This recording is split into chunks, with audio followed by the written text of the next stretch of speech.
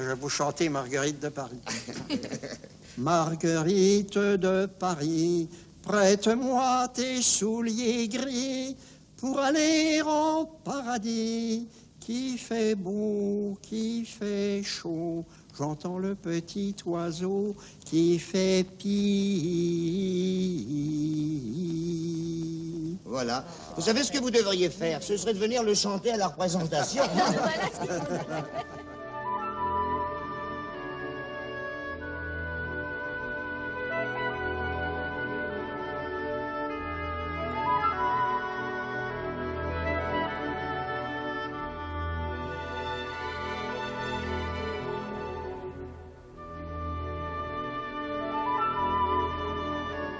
Paul Claudel, qui se cache derrière votre image de patriarche?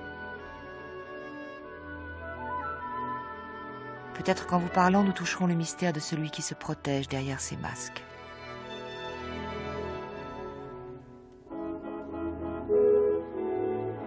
Je suis né dans un très vieux village de l'Île-de-France, appartenant à cette région spéciale qu'on appelle le Tardenois. C'est un pays extrêmement austère, un pays où le vent est continuel et où la pluie est beaucoup plus fréquente, je crois, que dans d'autres régions de France. Il n'y a rien de plus sévère, de plus amer, de plus religieux aussi que ce village de Villeneuve-sur-Fer. Vous y êtes né le 6 août 1868, dans l'ancien presbytère qui donne sur le cimetière.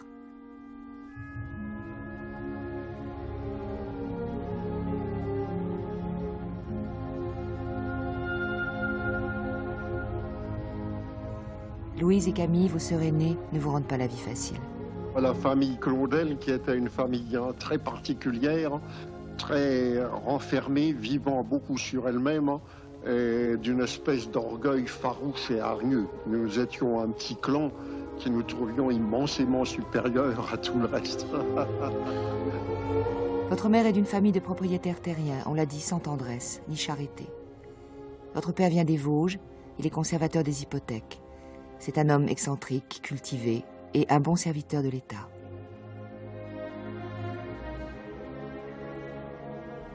Je me rappelle les gens de mon village au milieu desquels j'ai vécu de longues années. Chez tous ces gens, ce qu'il y avait de plus caractéristique, c'était la haine. Ils se haïssaient tous, surtout entre parents. Violence, grief, vengeance longuement méditée. De temps en temps, d'affreuses scènes. Qui pense à Dieu là-dedans?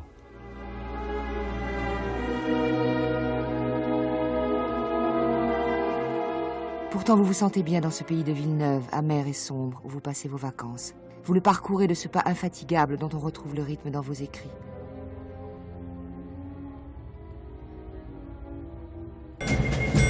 Votre sœur Camille vous entraîne souvent vers la Tournelle ou le Géant. Elle cherche de la terre glaise, tandis que vous prenez la tête de quelque armée imaginaire.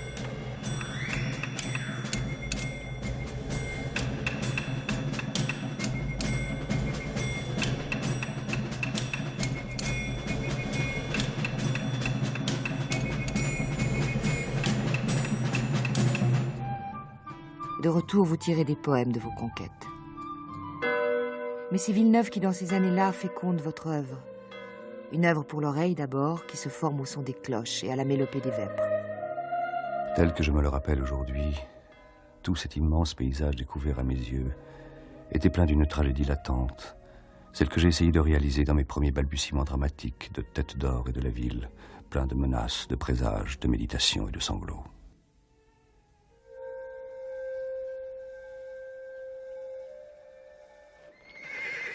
Soudain, votre famille décide de s'installer à Paris.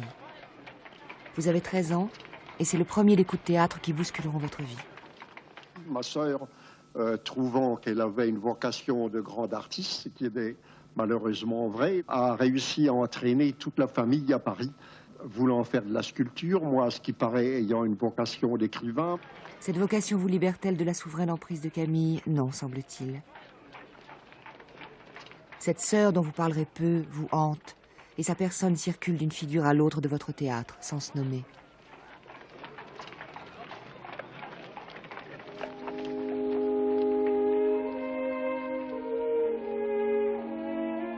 Comme cette ville vous pèse, où chacun ne songe qu'à s'enrichir. Seul Wagner vous enchante sans vous délivrer de votre malaise. Je peux dire que j'ai énormément souffert moralement pendant cette période-là. J'ai été extrêmement malheureux. Et alors, crainte de la mort, sentiment d'abandon complet, cette vie de Paris qui ne me plaisait pas, cette absence de personnes à qui je puisse me confier, à qui je puisse donner conseil, absolument rien. La solitude la plus absolue et la nécessité de compter uniquement sur moi. C'est pourquoi vous travaillez avec acharnement sur les œuvres nécessaires à l'élaboration de la vôtre. Les tragiques grecs, Shakespeare, Dostoïevski, Baudelaire.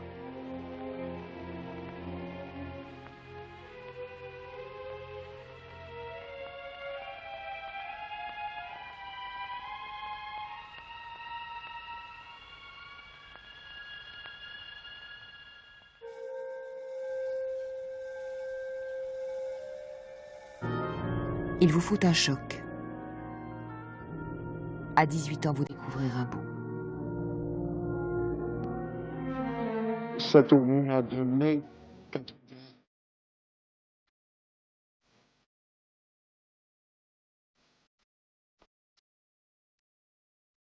Je ne peux pas l'appeler autrement que véritable.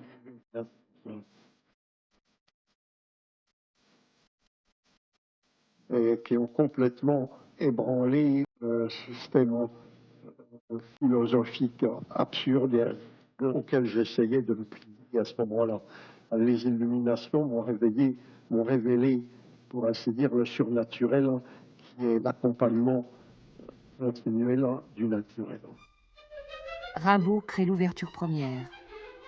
Vous vous appropriez sa force mâle et partagez sa révolte, cependant que vous assimilez son art de la phrase. Rimbaud, pourquoi t'en vas-tu? Et pourquoi est-ce toi une fois de plus, comme sur les images, l'enfant qui quitte la maison vers la ligne des sapins et vers l'orage?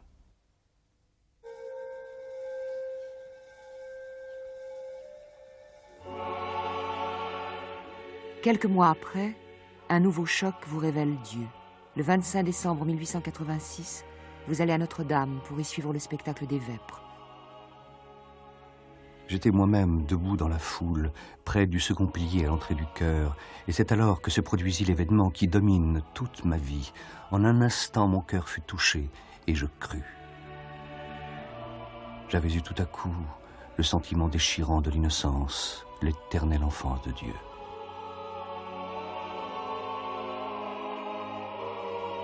On vous reproche d'avoir mis en scène ce moment.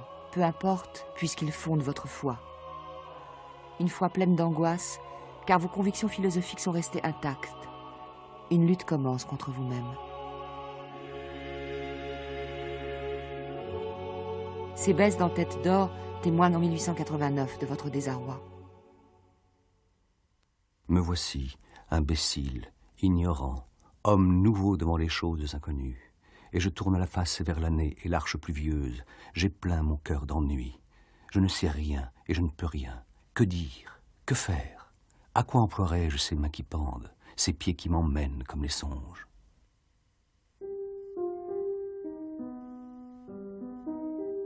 Votre affaire n'en reste pas moins la littérature.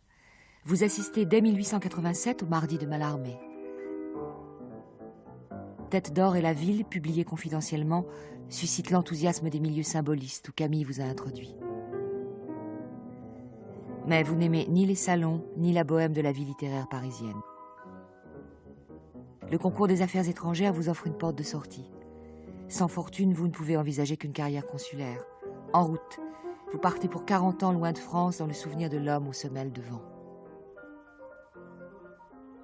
Ramassant des pierres et des morceaux de bois, marchant, pensant, entrant dans la forêt, je n'en sortirai pas avant le soir. Et si quelqu'un est mon ami, je ne suis qu'un ami ambigu.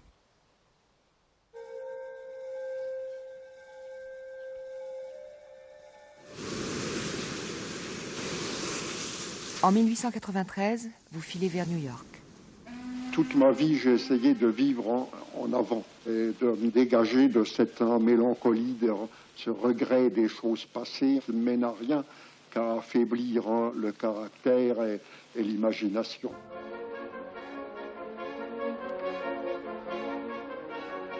Pas de temps d'ailleurs pour le regret. Vous voilà bureaucrate comme votre père. Tôt le matin, vous écrivez pour vous. Carrière et œuvre ne vous paraîtront jamais incompatibles. Sur votre table, le drame de l'échange inspiré par votre expérience américaine. Vous découvrir en vous projetant dans les diverses figures de votre théâtre, telle est votre manière. Je n'ai jamais été tenté par l'introspection. Je ne me suis jamais trouvé moi-même spécialement intéressant. J'ai trouvé toujours les problèmes extérieurs que j'avais à résoudre beaucoup plus intéressants que mon observation intime. Rien par conséquent ne me semble plus faux que la maxime socratique « connais-toi toi-même ». C'est absurde, on ne se connaît pas soi-même parce que le fond de soi-même n'est rien et le néant. Le vrai moyen de connaissance serait plutôt « oublie-toi toi-même ». Oublie-toi toi-même pour être absorbé dans le spectacle qui s'offre à toi et qui est infiniment plus intéressant, du moins à mon avis.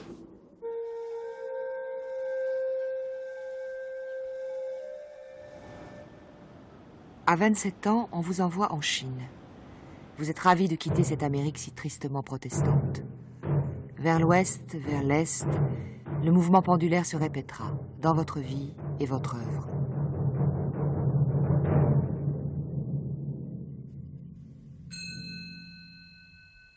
Comme j'ai aimé la Chine. Cette Chine à l'état de friture perpétuelle, grouillante, désordonnée, anarchique, avec sa saleté épique, ses mendiants, ses lépreux, toutes ses tripes à l'air, mais aussi avec son enthousiasme de vie et de mouvement. Je l'ai absorbée d'un seul coup, je m'y suis plongé avec délice, avec émerveillement, avec une approbation intégrale.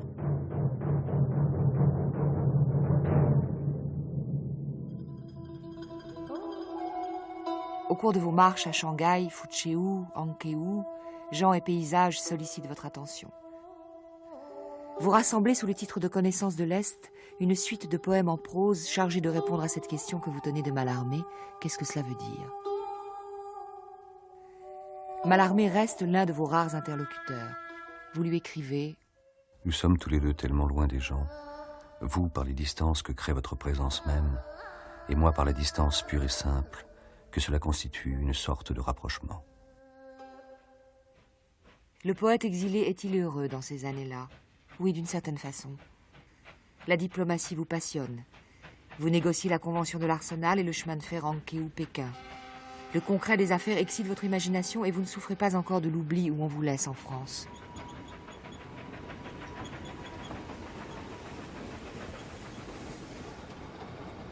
Mais qui tend l'oreille à vos vers d'exil entend une plainte. Voici l'heure brûlante et la nuit ennuyeuse. Voici le pas. Voici l'arrêt et le suspens. Saisi d'horreur, voici que de nouveau j'entends l'inexorable appel de la voix merveilleuse. Est-ce Dieu? Du fond de votre solitude chinoise où vous interrogez sur votre vocation. De ma vie, je n'ai pu écrire une phrase qui m'ait satisfait. Une maladresse native, une nature à la fois impatiente et lourde, l'horreur des transitions me font considérer que je ne serai jamais écrivain.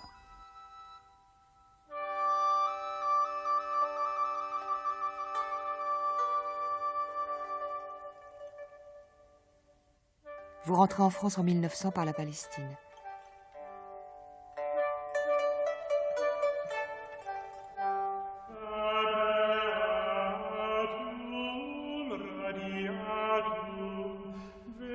De retour, vous vous rendez au couvent de Ligugé. Vous attendez de Dieu qu'il vous confirme par son oui votre désir de vous faire bénédictin. Je me rappelle qu'à ce moment-là, je suis monté dans la chapelle des novices et je suis resté là en grande perplexité pour savoir ce que je devais faire. Et alors j'ai reçu une réponse très nette, très catégorique et parfaitement simple, non.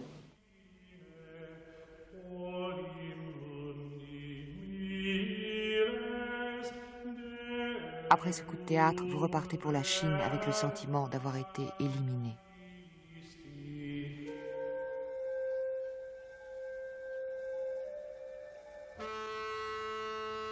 Le voyageur morose navigue vers la Chine sur l'Ernest Simmons.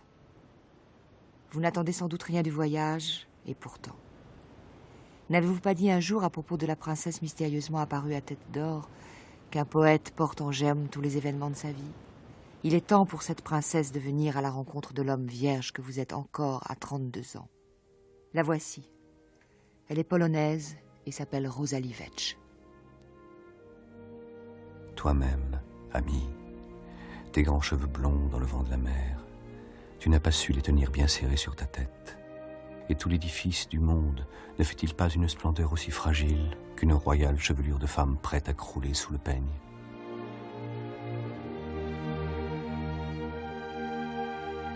Vous partagerez pendant plus de 3 ans à Fuceu la vie de cette femme en l'absence de son mari, ce qui fait scandale.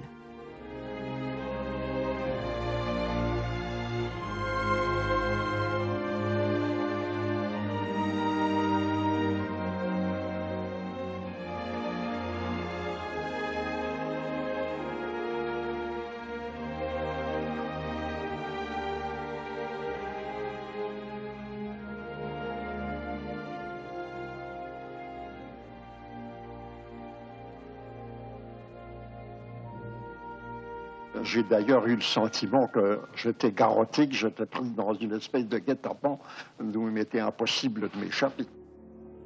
Mais un jour, Rosalie quitte la Chine pour des raisons qui sont restées obscures. Ce n'était pas là vos grandes et gracieuses manières. Je savais bien cependant que vous alliez partir tout à l'heure. Et nous étions assis dans les rayons du soleil déclinant, vous me murmurant tout bas, car votre voix est faible, ce merci qui me faisait mal. Le journal que vous allez tenir jusqu'à votre mort s'ouvre sur ces simples mots.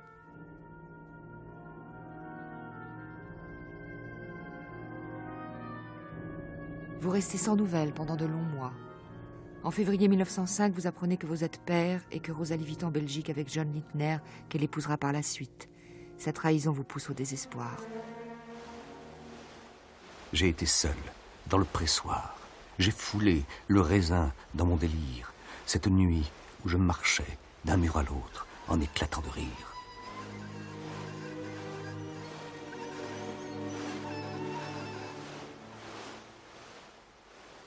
Mais à l'écriture dérive votre souffrance et l'apaise peu à peu. Vous travaillez en Chine à ce partage de midi qui raconte l'histoire de votre passion. 3 hommes rôdent autour d'une femme. Et d'abord vous, Mesa. Je vois dans Mesa un petit bourgeois extrêmement égoïste, extrêmement préoccupé de lui-même et à qui il s'agissait, de gré ou de force, de donner la sensation de ce que j'appelle l'autre. Ça vaut la peine d'aller se promener de bon matin sur le pont. J'étais là, je vous regardais de loin, pas très loin. J'adore ça de marcher les pieds nus dans l'eau fraîche, avec ce sable qui vous crie et gratte sous les pieds, à l'heure qu'on lave le pont. Il y a aussi les yeux, comment est-ce qu'on dit, ces yeux? Il y a les yeux aussi. Je ne me rappelle plus. Elle est folle, ne faites pas attention. Vous feriez mieux de vous occuper un peu des bagages, tous les bateaux et sans dessus-dessous avec la fête qu'on prépare pour ce soir. La fête, bravo, ça nous permet aujourd'hui d'avoir le bateau à nous tout seuls. C'est bien agréable. Une épreuve n'a le sens que si elle est vraiment une épreuve et que si elle sert à quelque chose. Alors, une épreuve comme celle-là, ça serait extraordinaire si elle n'avait servi à rien. Cette épreuve-là a duré beaucoup plus longtemps que quelques minutes, quelques jours ou quelques années, n'est-ce pas? Elle a duré 20 ans, somme toute.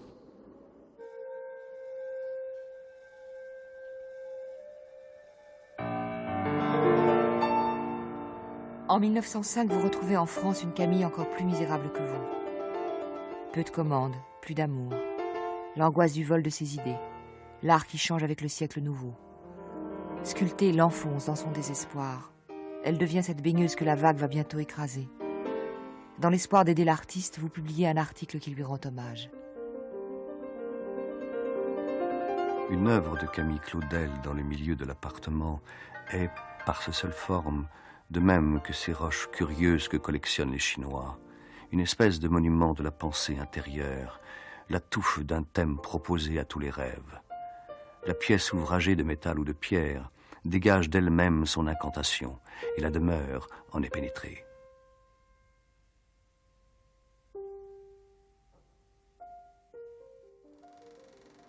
En 1906, Camille s'effondre. Enfermée dans son atelier de l'île Saint-Louis, elle détruit ses œuvres. Quant à vous, la publication de Partage de midi vous délivre. Aussitôt après, nouveau coup de théâtre. Vous épousez Reine Sainte-Marie-Perrin, la fille de l'architecte de la basilique de Fourvière. Cette année 1906 marque en effet un changement radical dans mon existence qu'on ne peut comparer qu'à un changement de versant.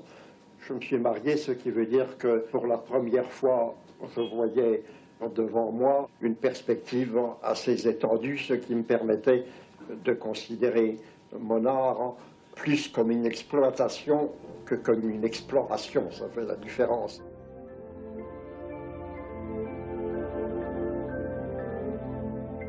Votre jeune femme vous accompagne lorsque vous repartez pour Pékin, puis Tientsin.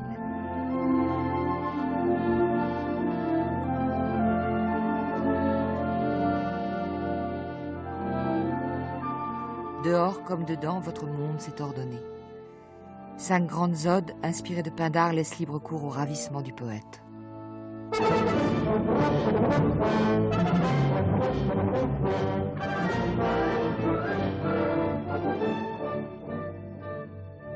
Où que je tourne la tête, j'envisage l'immense octave de la création. Le monde s'ouvre, et si large qu'en soit l'empan, mon regard le traverse d'un bout à l'autre. La naissance de votre fille Marie met un comble à votre joie.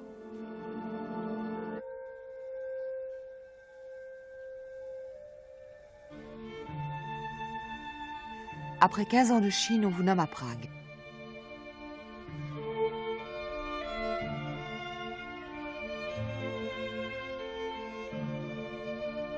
Kafka vous fixe dans son journal. Le consul Claudel, éclat de ses yeux que son large visage recueille et réfléchit. Il veut continuellement partir et y parvient du reste en détail, mais pas en général. A-t-il pris congé de quelqu'un, qu'une autre personne se présente, derrière laquelle la première, déjà congédiée, reprend son tour.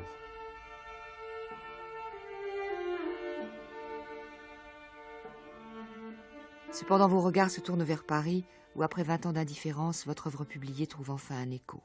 C'est la même chose dans l'amour, n'est-ce pas? Dans l'amour, vous avez beau avoir des sentiments vagues, si vous tenez une femme entre vos bras, vous devenez conscient à la fois d'elle et de vous-même. Alors, justement, la publication donne ça, elle donne l'impression d'une conscience que vous avez de votre propre œuvre.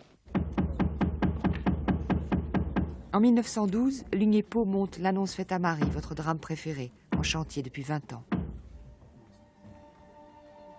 Les légendes de Villeneuve revivent à travers cet enfant de Marat qui ressuscite dans le giron de la lépreuse Violaine. C'est la nuit de Noël. On voit un petit pied nu d'enfant qui apparaît dans l'ouverture du manteau, remuant paresseusement. Malgré vos succès, vous n'êtes pas satisfait. Dans un homme arrivé au milieu de sa vie, il y a plusieurs courants en quelque sorte superposés et qui se prolongent sans mêler leurs eaux. D'un certain côté, un homme qui a reçu une blessure profonde, cette blessure met beaucoup de temps à se cicatriser. Mais il ne faut pas croire que ce travail de cicatrisation remplisse également toute sa vie.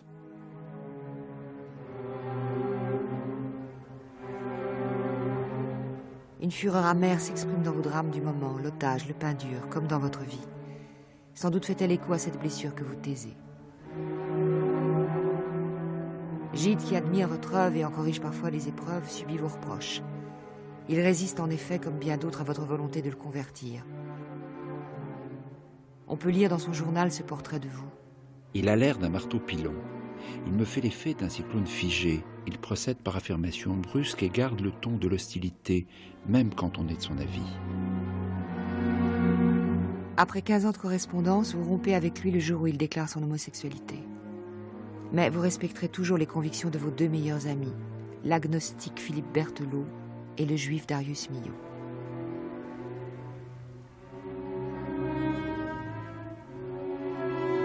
Votre père meurt loin de vous, à Villeneuve, en 1913.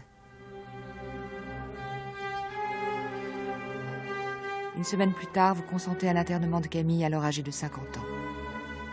Cette décision des médecins vous crève le cœur, mais que faire de l'artiste barricadé dans son atelier parmi les ordures? Votre mère était très âgée, vous viviez à l'étranger. Y avait-il une alternative?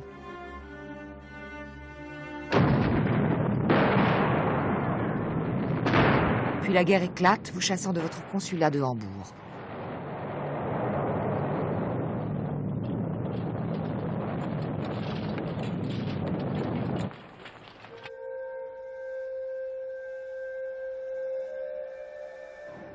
Vous voilà à Rio, janvier 1917.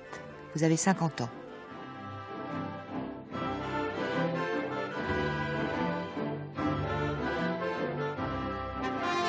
L'être ne cesse de naître, avez-vous dit un jour, comme c'est vrai en ce qui vous concerne.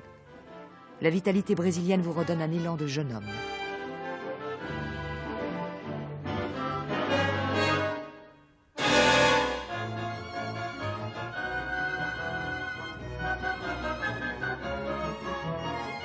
On peut dire tout ce qu'on voudra du Brésil, mais on ne peut nier que ce soit un de ces pays mordants qui imprègnent l'âme et lui laisse je ne sais quel ton, quel tour et quel sel dont elle ne parviendra plus à se défaire.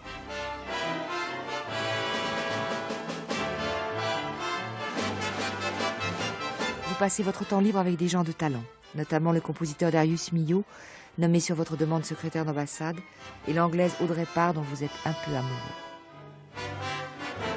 Ensemble, vous découvrez la forêt vierge, vous faites des photos, vous applaudissez les ballets russes.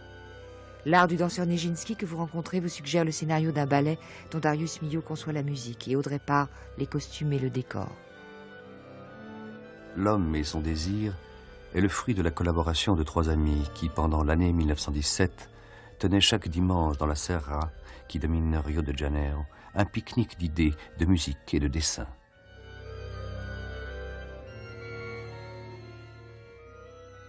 C'est la danse éternelle de la nostalgie, du désir et de l'exil, celle des captifs et des amants abandonnés, celle qui pendant des nuits fait piétiner d'un bout à l'autre de leur véranda les fiévreux que tourmente l'insomnie. Et alors, au plus profond de ces ténèbres qui précèdent le jour, une de ces femmes revient et tourne comme fascinée autour de l'homme. Est-ce une morte? Est-ce une vivante? La vie va vous répondre par un coup de théâtre. Le 2 août 1917, jour de la naissance en France de votre fille Renée, vous recevez au Brésil, après 13 ans de silence, une lettre de Rosalie Vetch.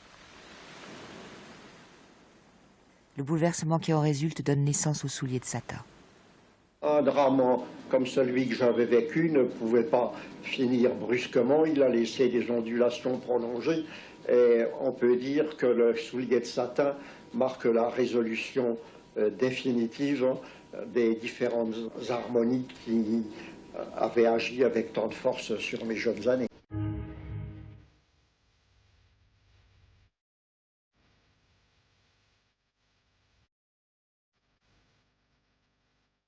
L'histoire est celle d'un amour impossible. Parce qu'ils s'aiment, le roi sépare Prouaise, l'épouse d'un grand d'Espagne, de Rodrigue. À l'une la charge de défendre Mogador en Afrique, à l'autre celle de conquérir l'Amérique. Mais à jour de détresse, Prouaise envoie à Rodrigue une lettre qui mettra 10 ans à lui parvenir. Il part aussitôt rejoindre cette femme.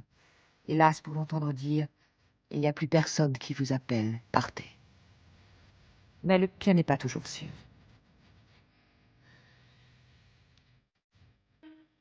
Tous les murs qui séparent vos cœurs n'empêchent pas que vous existiez en un même temps. À la fin, par la grâce du renoncement, Rodrigue s'apaise.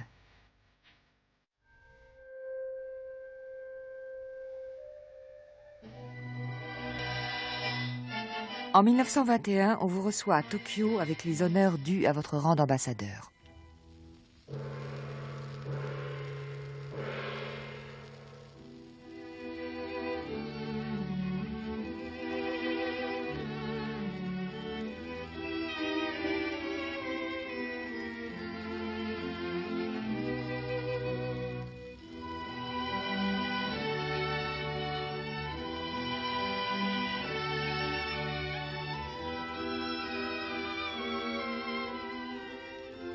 Quant au poète, il bénéficie de l'accueil chaleureux des artistes et des intellectuels. Il vous initie aux arts du Japon que vous mettez en pratique.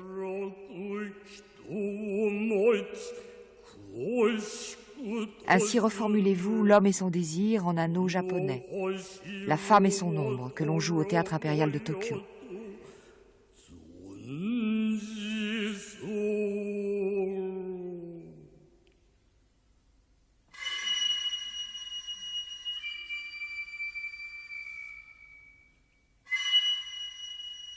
Dans le cours de vos promenades, vous vous imprégnez de cette âme japonaise que vous tentez de cerner dans vos écrits.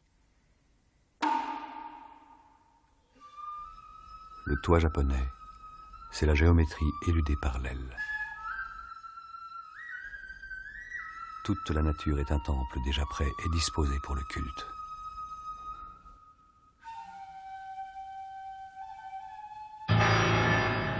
Soudain, un jour de septembre 1923, la terre tremble.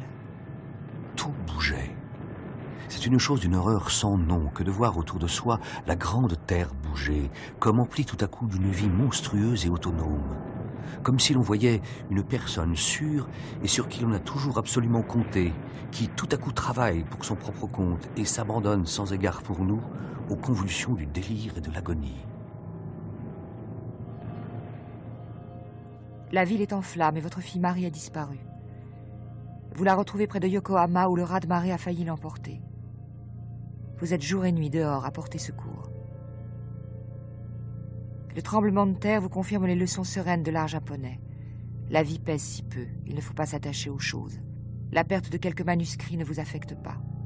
Vous prenez la vie avec détachement.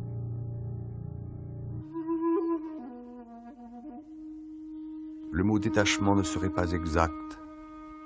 Ce serait plutôt un écartement des choses de moi. La création d'un espace vide, de plus en plus large. J'ai beaucoup de peine à trouver ma place exacte dans ce monde qui n'est plus fait pour moi. Votre œuvre aussi se décante et s'allège. En 1926, vous fixez en 100 phrases pour éventail ce Japon tant aimé qu'il vous faudra quitter. Chaque poème est très court, une phrase seulement. Ce que peut supporter de sons, de sens et de mots, une haleine, un souffle ou le battement de l'aile d'un éventail. Ces poèmes dans la tradition des haïkai font l'éloge du vide. Ce vide dont le thème puisé chez Mallarmé vous hante depuis votre premier séjour en Extrême-Orient. Le Tao a eu beaucoup d'influence sur moi. Le Tao est une espèce de glorification du vide, une recommandation à l'homme de se trouver dans un état de disponibilité parfaite. Par exemple, le Tao nous dit que l'homme sage agit en n'agissant pas, qui gouverne en ne gouvernant pas. Qu'il s'approprie le monde en s'en retirant.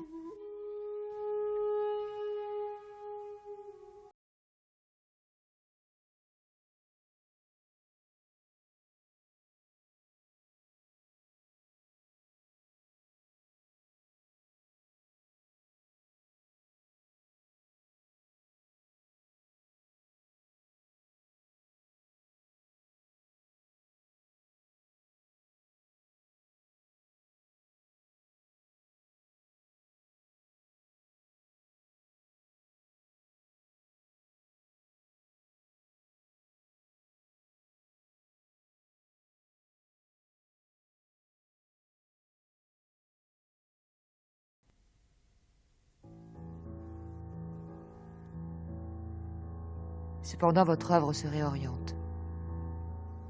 Mes drames n'ont jamais été pour moi que des engins plus ou moins compliqués, destinés à l'épuisement de la conversation intérieure.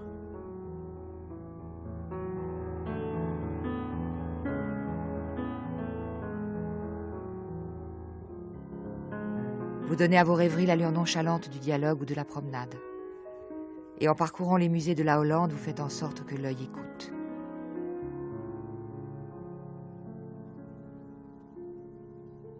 Où le regard superficiel n'aperçoit qu'une ménagère qui met la marmite sur le feu, une hôtesse qui, un verre étincelant entre les doigts, accueille deux de ses amis, et j'allais oublier ce travail appliqué de la dentelière à son coussin sur le fil, celui sans doute que la parque ne cesse de dévider pour nous. Dans tout cela, je sais, moi, qu'il s'agit des occultes trafics d'anima, de cette chimie, de cette musique, de ces transactions, de ces rapports et de ces virages d'intérêt qui opèrent au plus profond de la pensée.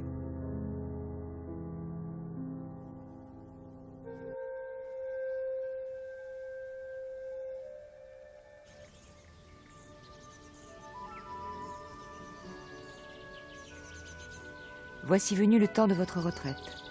Vous l'avez préparé en faisant l'acquisition du château de Brangue dans le Dauphiné. Cette propriété, la première après des années d'errance, baigne dans la douceur du pays du Rhône.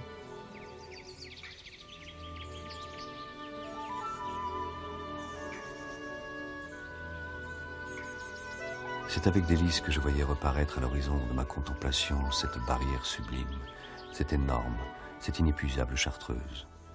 Je sentais que j'avais trouvé le terme et que devant les pas de l'éternel voyageur, quelque chose s'était dressé de désormais intransgressible. Chaque été, vous quittez Paris pour y séjourner de longs mois en compagnie de votre nombreuse famille.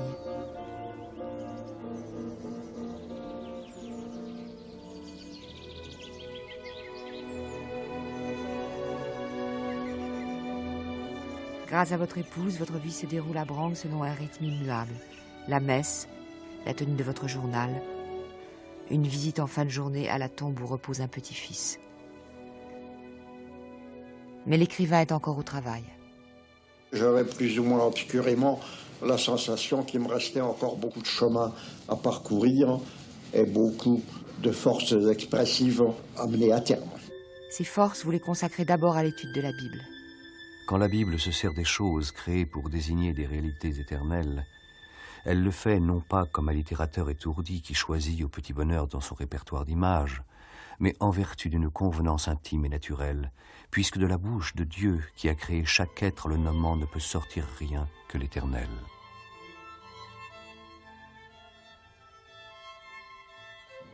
« 11 volumes d'exégèse rédigés sans relâche jusqu'à votre mort ne suffiront pas à épuiser le sens de la parole de Dieu. Ils poursuivent à leur manière ruminante cette longue enquête sur le signe qui fait l'unité de toute votre œuvre. La guerre éclate. Dès 1940, vous quittez Paris pour vous installer à Brangue. Si votre soutien à Franco, défenseur à vos yeux de la foi, a été durable, votre soutien à Pétain est de courte durée. Vous partez à 72 ans pour Alger dans l'espoir vain de vous rendre utile. Le sort des Juifs, surtout, vous bouleverse. Vous le faites savoir en 1941 au grand rabbin Schwartz. Je tiens à vous écrire pour vous dire le dégoût, l'horreur, l'indignation qu'éprouve à l'égard des iniquités, des spoliations, des mauvais traitements de toutes sortes dont sont actuellement victimes nos compatriotes israélites, tous les bons Français et spécialement les catholiques.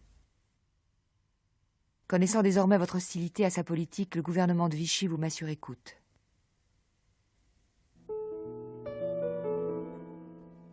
Et votre sœur Camille, que devient-elle pendant ce temps de guerre? En septembre 1943, vous lui rendez peu avant sa mort une dernière visite. Le son de ma voix seule est parvenu jusqu'à elle, parvenu de plus loin que le moment présent. Et une fois encore, je l'entendrai à travers les distances interposées. Mon petit Paul, c'est fini. Sur l'oreiller de ce lit d'hôpital, il n'y a plus sous le vague bonnet que ce crâne comme un monument désaffecté dont se révèle à moi la magnifique architecture.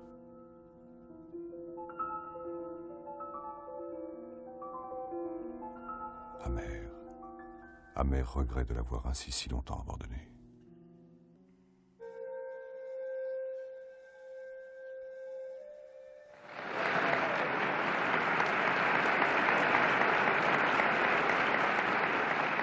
Vous tirez du théâtre vos dernières joies. Un jeune metteur en scène est un jour venu vous rendre visite, Jean-Louis Barrault. Entre vous deux, un coup de cœur qui vous engage à lui faire confiance. Il veut monter le soulier de satin. Voilà comment nous travaillions, parce que on préparait tout le travail tous les deux. Tous les deux. On jouait la pièce, tous les deux, dans son bureau. Alors on dansait, on était à quatre pattes. Alors c'était des moments... C'est le côté jeune homme de 18 ans. Quand je dis jeune homme de 18 ans, c'était ça. Parce qu'on nous retrouvait à quatre pattes ou bien tapant sur des tables. On s'amusait comme deux fous.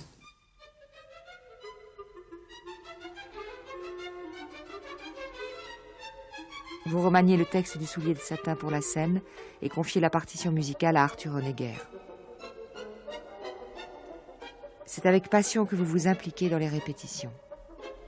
Il venait et on lui déroulait la pièce. Alors il disait, il faisait ses observations, etc. Et elles étaient toujours pertinentes. Elles étaient toujours pertinentes et toujours artisanales. Mais Dieu, au tabernacle est avec nous ici même. Mais non pas ce grand trou dans la terre. Quel trou? Qui fit la croix lorsqu'elle fut plantée. Oui, là, je vous arrête. Oui. Ce trou est important et il faudrait, si possible, le dessiner aux yeux du public. Vous savez, la définition qu'on donne souvent d'un canon, c'est un trou au cours duquel on a mis du bronze ou de l'acier. Eh bien, il y a plusieurs espèces de trous, ce n'est pas seulement un vide. Ce trou est un abîme qui exerce une attraction.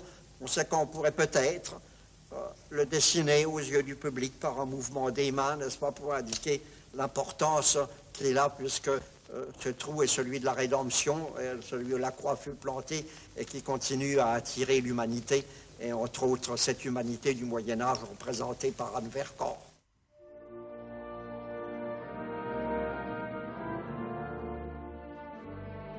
Voici venu le temps des récompenses. On vous reçoit à l'Académie française où vous occupez le fauteuil de Jean Racine.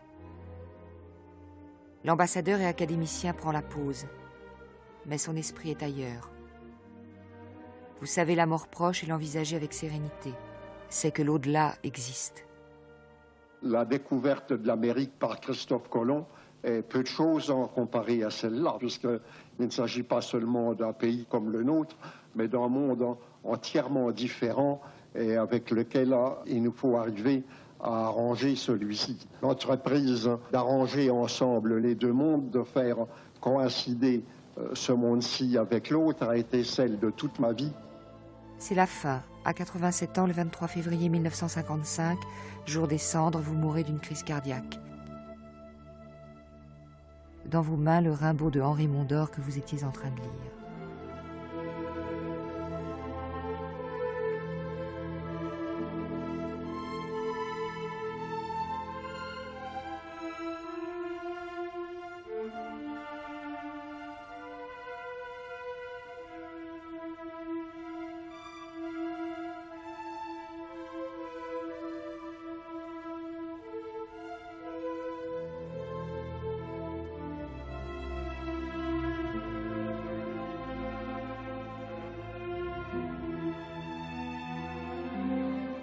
Je ne dirais pas, comme Rimbaud, que je est un autre. Ce qu'il y a de terrible et parfois de cruel, c'est que je, précisément, n'est pas un autre, c'est qu'il est lui-même.